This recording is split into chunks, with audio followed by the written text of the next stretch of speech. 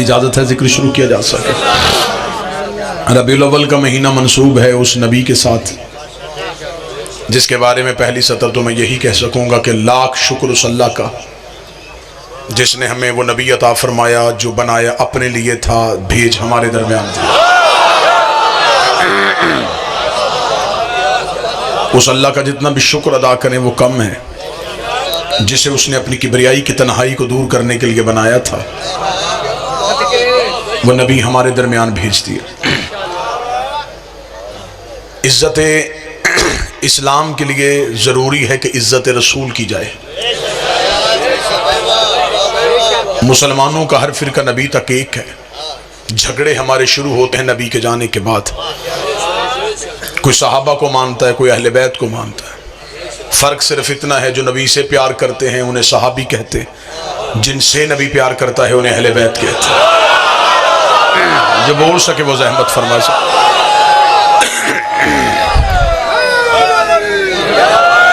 जो रसूल को उठाते रहे उन्हें सहाबी कहते हैं, और जिन्हें खुद पैगंबर उठाते रहे उन्हें अहले बैत कहते हैं। झगड़े हैं नबी के बाद, नबी तक हम सारे एक हैं। और मजहब इस्लाम की इज्जत पोशीदा है रसूल की इज्जत में। जिस बड़े को घर की चार दीवारी में इज्जत ना दी जाए उसकी बाजार में इज्जत कोई नहीं करता। मुसलमानों को चाहिए कि पहले नबी की इज्जत अपने घर में इतनी बढ़ाएं कि गैर मुस्लिम भी नबी की इज्जत को समझे। आज नमूस रिसालत का बिल पास हो, सबसे पहले हम शिया उसकी तायद करेंगे। इज्जत रसूल पे कोई शिया समझौता नहीं कर सकता। नमूस रिसालत पे हमारी जान भी कुर्बान, लेकिन हमें पहले यह तय करना पड़ेगा कि गुस्ताख रसूल है कौन कौन।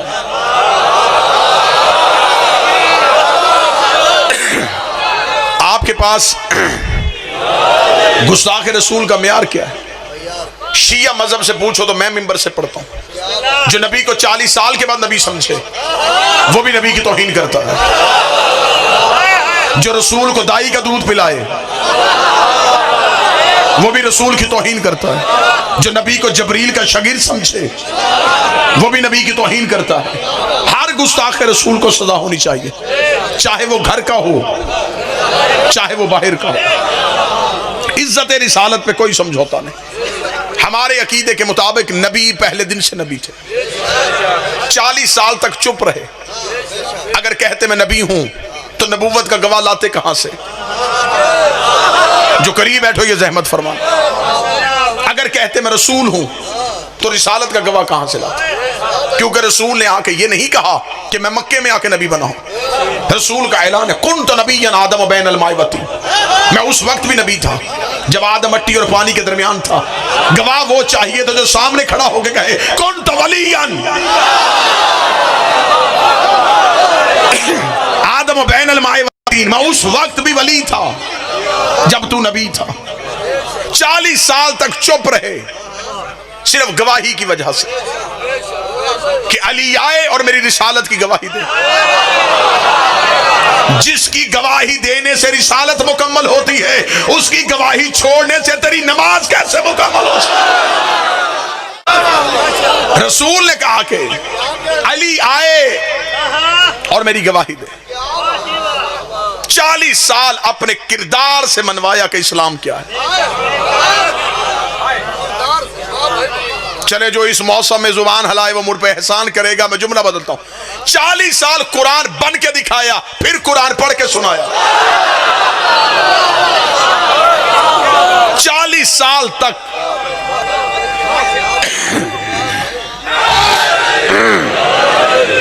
अपने किरदार से इस्लाम को मनवाया कि अरब के वो जाहिल जो बाप को बाप नहीं कहते थे,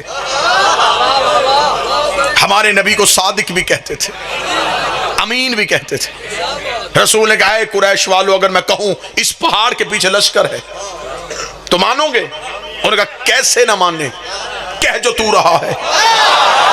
रसूल ने कहा अगर जाओ तो लश्कर ना मिले फिर तुम्हारा अकीदा मेरे बारे में क्या है? उन्होंने कहा अब्दुल्ला का बेटा हम तेरा कलमा नहीं पढ़ते, लेकिन अगर पहाड़ के पीछे लश्कर ना हुआ तो हमारा अकीदा ये होगा हमारी आंखें अंधी हो गई, तू सच्चा है। अकीदा रिसालत सुनना हो तो हम नबी को 40 साल के बाद नबी नहीं समझते, हम नबी को पहले दिन से नबी समझते। ये कोई एहतराम रिसालत नहीं है। नबी 40 साल के बाद नबी बने, बकरियां चराया करते थे, दाई दूध पिला के चली गई थी। दाई ने दूध क्यों पिलाया? वो कहते इसलिए कि अमीरों के बच्चे अमीरों की दाइयां ले गई थी। दरूद सारे हजरात मिलके बुलंद आवाज से पढ़िएगा। बिस्मिल्लाह। अमीरों के बच्चे अमीरों की दाइयां ले गए, गरीबों के बच्चे गरीबों के दाइयां।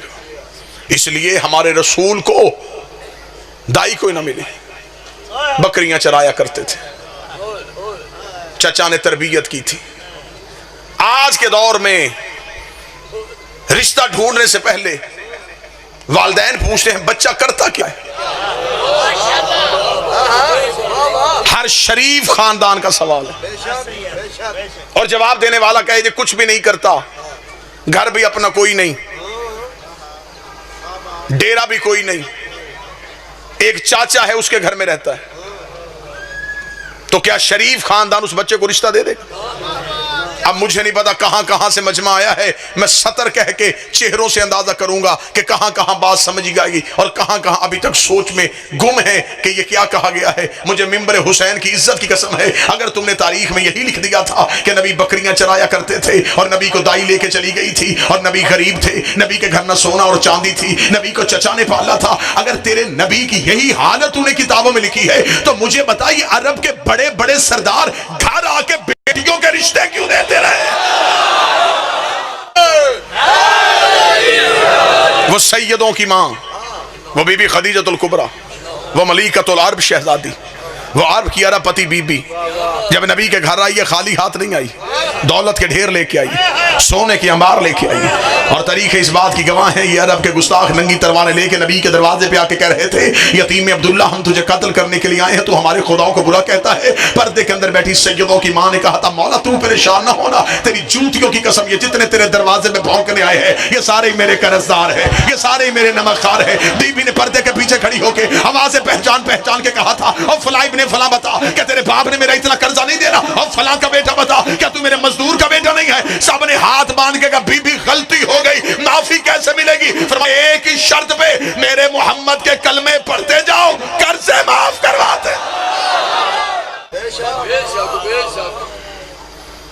फिर खुदा ने हुक्म दिया मेरा हबीब इनको दावत ईमान दो। अब मौलवी सर पे कुरान रख के बताए इस्लाम की पहली दावत किसके घर हुई?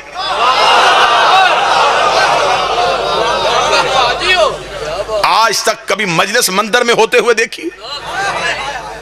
कभी किसी मौलवी ने जुमा चर्च में पढ़ाया हो?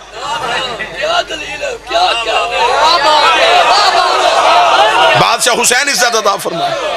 इस्लाम की पहली दावत किसके घर हुई? अबू तालिब के घर। लंगर पकाने वाला कौन था?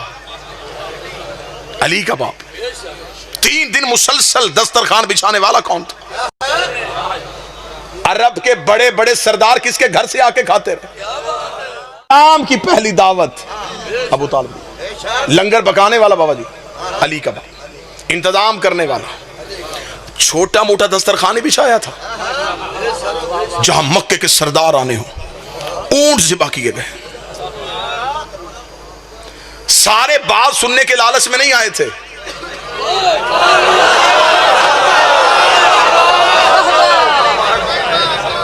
किसी की लंगर भी मजबूरी था। अरब में इतना अच्छा खाना इन्हीं के दस्तरखान से मिलता। लोगों का रश दस्तरखान बिछा है। पहले दिन मजलिस नहीं हुई, सिर्फ लंगर।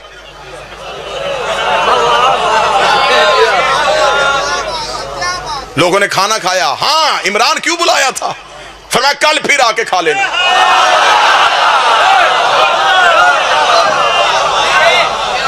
अगले दिन गए, फिर वैसा ही दस्तरखान। क्या करवाना चाहता है? अबू तालिब चाहते थे कि नमक रगों में बस जाए। नमक हरामी करते हुए थोड़ा सोचे तो सही। 2 दिन सिर्फ लंगर, मजलिस कोई नहीं। दूसरे दिन भी अच्छा खासा खा के चले गए। अरब के लोग चखते नहीं थे, उड़ाते थे। उनकी खुराक पढ़ी जाए तो अक्लें हैरान हो जाए। एक एक ऊंट एक एक बंदे की खुराक थी और जी भर के खा रहे थे। तीसरे दिन रिसालत माब ने हजरत अबू तालिब के पास आके कहा, चचा इतनी मेहनत का फायदा, बात तो सुन कोई नहीं रहा। फरमाया आप बताएं तकरीर करना कब चाहते हैं? रिसालत इमाम ने तीसरे दिन कहा, मैं चाहता हूं कि आज तकरीर हो। इसे कहते हैं अबू तालिब। मुस्कुरा के अली के बाप ने कहा, फिर आज कोई नहीं जाएगा।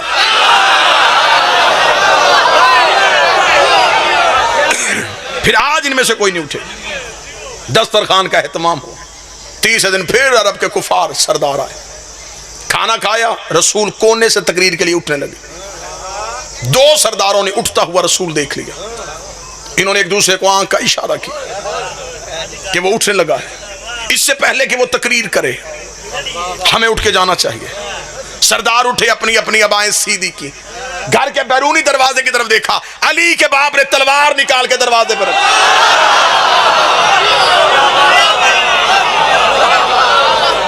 मैं मक्का का माहौल पढ़ रहा हूं, तलवार निकाली, तलवार की नोक अपने घर के बैरूनी दरवाजे पर रखी। कुफार ने देखा, अबू तालिब ये क्या? फरमाया खामोश, बैठ जाओ। एक हाथ एक सरदार के अंदर, दूसरा हाथ दूसरे, उसको चुप। पूरी महफिल में सन्नाटा तारी हो गया। दिलों की धड़कनें ने कानों में सुनाई देनी शुरू हो गई। मक्के के सरदार चुप हो गए। अली का बाप जलाल में था। रसूल की तरफ निगाह गई, फिर चेहरे पे कोई गुस्सा नहीं। मुस्कुरा के कौम या सैयदी व या मौलाया, और सैयदी मुर्शदी कहने वालों, आओ तुम्हें बताऊं सबसे पहले सैयदी का लफ्ज किसने कहा था? फरमाया कौम या सैयदी व या मौलाया, उठ मेरा सैयद, उठ मेरा मौला, फतकल्लम मिम्मा तुहिब्बून, और कह दे वो जो तू चाहता है, वबल्लग रिसालत हमें रब्बिक, और पहुंचा वो रिसालत जो तेरे रब ने तुझ पे नाज़िल किया है। अबू तालिब का जुमला कहने था, खुदाई झूम गई। खुदा ने कहा, अबू तालिब तूने तो पहले भी बड़े एहसान किए थे, एक एहसान तूने और कर दिया है। तूने 40 काफिरों में मेरे मोहम्मद को मौला कहा है, मैं 1.25 लाख हाजियों में तेरे अली को मौला कह।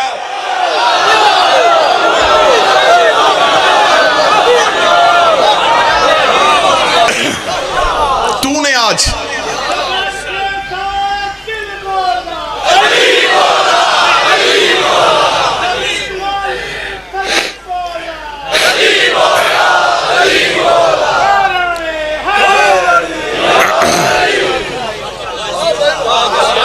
बल्लग,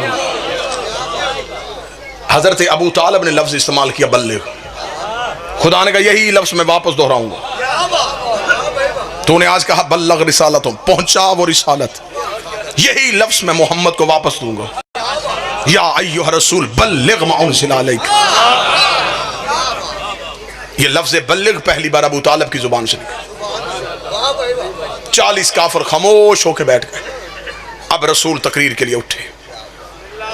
अभी कोई मुसलमान नहीं है। ये जो मैं वक्त पढ़ रहा हूं ये सोच के सुनिएगा, अभी किसी का बाप भी मुसलमान नहीं। अभी सारे काफिर, इस्लाम की पहली तकरीर, अभी सारे काफिर बैठे। तकरीर होगी, फिर ये नबी से मुतासर होंगे, फिर ये नबी के करीब आएंगे, फिर ये नबी की बात को तस्लीम करेंगे, फिर ये मुसलमान बनेंगे, फिर ये नबी की सोहबत में बैठेंगे, फिर ये सहाबी बनेंगे, फिर ये रजी अल्लाह होंगे। इतना टाइम था अभी काफिर को रजी अल्लाह होने में। सारे का सारा कुफार का माहौल। रसूल तकरीर करो, अय्युहन्नास अय्युहन्नास कुलू ला इलाहा इल्लल्लाह, ओ इंसानों कहो अल्लाह एक है। ये कह के रसूल चुप हुए। सरदारों की चारों तरफ देखा, निगाहों में निगाहें डाली, सबकी झुकी नजरें उठ गई। क्या कहा तूने? फरमाया ला इलाहा इल्लल्लाह, अल्लाह सिर्फ एक है। सरदारों ने एक दूसरे का चेहरा देखा, हर एक के चेहरे पे तंजिया मुस्कुराहट आई, कह के आहिस्ता आहिस्ता ऊंचा होने शुरू हुए। वाह, ये कह रहा है अल्लाह एक है। एक सरदार ने उठ के अपनी दस्तार को सीधा करके कहा, ये कौन कहता है कि अल्लाह एक है? फरमाया आना मुहम्मद अब्दुहु व रसूल, इसलिए कि मैं मोहम्मद उसका अब्द और उसका रसूल हूं। इतना कहना था, कफार कहने लगे अच्छा तो अब्दुल्ला का बेटा नबी बन गया, तू नबी है? ये कौन बताएगा कि तू नबी है? या पीछे से 13 साल का अली पंचों पे खड़ा हुआ, आवाज आई अशहदु अल्ला इलाहा इल्लल्लाह, मैं गवाही देता हूं वो एक है, फिर ये भी गवाही मैं देता हूं ये उसका रसूल है। कुफार ने पीछे मुड़ के देखा तो पीछे अली खड़े थे, आगे देखे तो आगे मुस्तफा खड़े थे। अगली सतर भी खूबसूरत है, अगर ये पंजाब का मजमा समझ ले। अबू तालिब के दोनों बेटों ने पूरे कुफर को घेरे में ले लिया।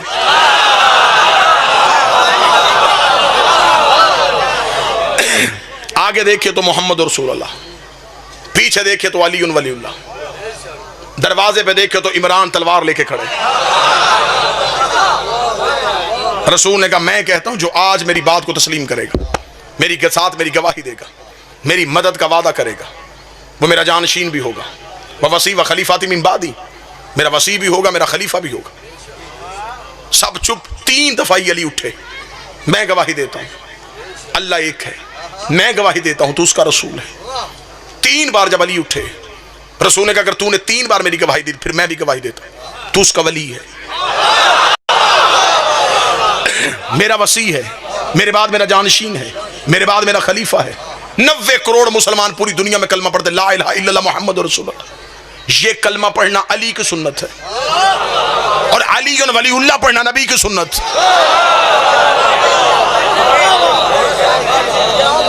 एक मोड़ ये पहला इस्लाम का जिसमें सबसे पहले अबू तालिब के बेटे ने उठ के खड़े होकर गवाही दी। ये पहली गवाही थी जो इस्लाम में दी गई। इसी गवाही की लाज रखते रखते बेटे करबला में आ गए और बेटियां शाम के बाजार में आ गए। यकीनन तवील पड़ता अगर 2 काबिल एहतराम शख्सियात मेरे पीछे न होते। यहीं पे गुफ्तगू खत्म करता हूं। बेटों की गवाही आसान थी, बेटियों की गवाही मुश्किल हो गई। उलमाए मकातल इस बात में मुत्फिक है, करबला में सबसे ज्यादा अब्बास को मारा गया, शाम में सबसे ज्यादा अली की बेटी को मारा गया। रात के इस पहर में तुम्हारा बैठ जाना इबादत है, फिर हाय कहोगे तो अजर में अजाफा ही है। मैं मुसाफिर जाकर दुआ कर सकता हूं, जिसे करबला में मारा उसके हाथ काट के मारा, जिसे शाम में मारा उसके हाथ बांध के मारा। कोई सैयद बैठा हो तो हाय की आवाज जरूर दे। जिसे करबला में मारा उसे सिर्फ चंद घंटे मारा, जिसे शाम में मारा गया बाबा जी उसे मुसलसल मारा गया। वो मदीने से चली तो बतूल थी, वो मक्के में आई तो जानशीन रसूल बन गई। वो करबला में 8 दिन हसन बनी रही, वो शाम गरीबा की करात अब्बास बनी, वो 11 मुहर्रम को फिर अली बन गई। वो करबला से कूफा गई, कूफा से शाम आई, 72 बाजारों से गुजारी गई, 144 गलियों में रोकी गई, 288 मोड़ों पे मारी गई, कई बार शराबी के दरबार में बुलाई गई, 1 साल बगैर छत वाले जिंदान में बिठाई गई, शाम से रिहा होके फिर मदीने गई, मदीने से कैद होके फिर शाम आई। 6666 मील नंगे पांव नंगे सर सफर करके 15 रजब को शाम की पहाड़ी पे आके रो के कहती है मेरे अल्लाह अब ज़ैनब उठा के गए, मेरे अल्लाह तेरा दीन बच गया, मुझे मां कहने वाला कोई ना बचा। बस जब ये पलट के वापस आई है, मर्दों में रोजाना मजलिस, जाकर हुसैन का बेटा सज्जाद, मदीने में मस्तूरात में रोजाना मजलिस, जाकरा शबीर की बहन आलिया सैयदों के घर में मदीने वापस आते हुए रोजाना मजलिस कौन पढ़ता था? हुसैन का बेटा। आज हम किताबों से पढ़ के आपको सुनाते और आप इतना रोते हैं। जहां मौके का गवाह बाबे की शहादत पढ़ता होगा। बस मैं अदब के साथ पढ़ूं, मजलिस तमाम होने से पहले खतीब खुद ही गिर जाता, आंखों से लहू इतना बह जाता, लोग चले जाते, पर्दे से कोई मस्तूर आती, अपनी चादर ततहीर से खतीब की आंखें साफ करती, माथा चूम के कहती अब ना रोया कर, ये शाम नहीं मदीना है। एक दिन मर्दों में मजलिस हो रही थी, मजलिस तमाम हुई, सारे ही लोग उठ के चले गए, एक शख्सियत मजलिस में बैठी रही। मौला सजाद ने अपनी आंखों का लहू साफ करके पहचाना। पहचान के मौला सजाद की आवाज़, चचा अब्दुल्ला, जिसने हाय कहा अली की बेटी तेरा हाय कहना कबूल करे। ये कौन थे? अब्दुल्ला इब्ने जाफर थे यार, आलिया के शौहर। मौला सजाद की आवाज़, चचा अब्दुल्ला। आवाज़ है जी मौला, ये है इस घर में हुज्जत का एहतराम, रिश्ते में भतीजा है, लेकिन फिर भी मौला मेरा सलाम। मौला सजाद की आवाज़ है, चचा अब्दुल्ला आपके चेहरे पे कुछ सवाल है। अब्दुल्ला सर झुका के कहते जो चेहरा पढ़ सकता है वो सवाल जानता भी है। मौला सजाद रो कहते ना चचा अब्दुल्ला मुझे बोल के बता, मुझे शाम ने बड़े हौसले सिखा दिए। अब्दुल्ला की आंखों के आंसू जनाब अब्दुल्ला की दाढ़ी पे आए, रो के कहने 3 दिन हो गए मुझे मुसलसल आपके घर आते, सवाल करने को जी चाहता है लेकिन दिल घबराता है। मौला सजाद रो के नहीं चचा अब्दुल्ला सवाल कर। सवाल पढ़ूंगा, हाय की आवाज़ मजमे में आनी चाहिए। जब मौला सजाद ने कहा चचा अब्दुल्ला सवाल कीजिए, अब्दुल्ला रो के कहते अगर आप इजाज़त दें तो आलिया अपने घर वापस चली जाए। जो बहनों के भाई बैठे हैं यकीनन उनके लिए हाय कहना मुश्किल नहीं होगा। मौला मैं शहजादी को लेने के लिए। मौला सजाद कहते क्यों नहीं, आप शौहर हैं, हाकम हैं। ये कह के सजाद उठे, सेहन में गए। मस्तूरात में पड़ रही थी अली की बेटी अकबर का घोड़े से उतरना। सजाद सतून के साथ चुप करके खड़े हो गए। अली की बेटी ने सजाद को खड़े देखा। सजाद ने अब्दुल्ला के चेहरे का सवाल पढ़ा था, आलिया ने सजाद का चेहरा पढ़ा। बीबी ने चादर उठाई सर पे रखी, सजाद के करीब से गुजरते हुए रो कहती तू ना रो मैं चली जाती हूँ। सजाद मुझे खबर है तुझसे कहा नहीं जाएगा। सजाद तो मुझे कह नहीं सकता। सजाद ने माँ के गले में बाहें डाली, रो के कहा मुझे बता तेरे बाद मेरा बचा कौन है? मेरा अकबर भी तू है, मेरा हुसैन भी तू है, मेरा गाजी भी तू है। 2 लफ्ज और पढ़ो। अली की बेटी ने सर पे चादर इज्जत। जो बहनों के भाई बैठे हो, गरीब से गरीब मजदूर की बहन भी हो ना, और वो अकेली भाई को मिलने के लिए आ जाए, वापसी भाई अकेले नहीं जाने देते। वो कहता मैं छोड़ के आऊंगा, उस घर से अकेली आ गई, उन्हें क्या पता, लेकिन हमारे तो घर की बेटी है ना, हम अकेली कैसे छोड़ दें? मैं तुझे छोड़ के आता हूं, कोई सैयद हो गैर सैयद हो, हाय की आवाज जरूर आनी चाहिए। 40 बंद दरवाजों के दरमियान खड़ी हो गई अली की बेटी, एक एक दरवाजे को देख के रोती हुई जमीन में बैठ गई। रो कदी खुदा तुझ में लानत करे हिंदा का बेटा, तूने मेरी भरी हवेली बर्बाद कर दी। पहले मैं अपने घर से जाती थी, उस दरवाजे से हुसैन आता था, उस दरवाजे से अब्बास आता था, उस दरवाजे से अकबर आता था, उस दरवाजे से कासम आता था। आज मैं अपने घर जा रही हूँ, आज मुझे छोड़ के आने वाला कोई नहीं है। या 2 हाथ आलिया के कदमों पे आए, आवाज आई अगर इजाजत दे तो आज फिजा मां बन के छोड़ा है। बीबी शाम के बाजारों में मैं साथ रही, जनाब फिजा ने बीबी का बाजू थामा। मुद्दत के बाद अली की बेटी अपने दरवाजे पे आई। इस जुमले के लिए मैं जोर ना भी लगाऊं तो दिल दो दर्द महसूस होगा। मुद्दत के बाद अली की बेटी अपने दरवाजे पे आई। दरवाजे पे आना था, आलिया दरवाजे पे गिर गई। फिजा करीब बैठ के कहती है हुसैन याद आया, तो रो के कहती नहीं भूलती उसकी 13 ज़रबे। बीबी अकबर याद आया, फरमाया नहीं भूलती, उसके सीने पे बरसी। फरमाया बीबी अब दरवाजे पे क्यों गिर गई है? बीबी रोका दी, फिजा तू तो मेरी गवाह है, करबला से लेके शाम, शाम से लेके मदीना, या मैं हुसैन को रोई, या मैं अकबर को रोई, या हुसैन को रोई, या अकबर को रोई। आज मुद्दत के बाद अपने दरवाजे पे आई हो, मुझे मेरा औन याद आ गया, मुझे मेरा मोहम्मद याद आ गया, और मेरा सहन खाली हो गया, मेरी नस्ल करबला में खत्म हो गई। इतना कहना था अब्दुल्ला इब्ने जाफर तैयार तड़प के आए, बीबी का हाथ अंग, ना बीबी ना औन को रोना, ना मोहम्मद को रोना, औन भी अकबर का सदका, मोहम्मद भी अकबर का सदका। जनाब अब्दुल्ला ने बीबी का हाथ थामा उठाने के लिए, अब्दुल्ला ने तड़प के हाथ को पीछे किया, अब्दुल्ला के हाथ में लहू की लकीरें थी। रोक लगा, तुझे तेरी माँ के पहलू का वास्ता, मुझे बता तेरी कलाइयां जख्मी क्यों है?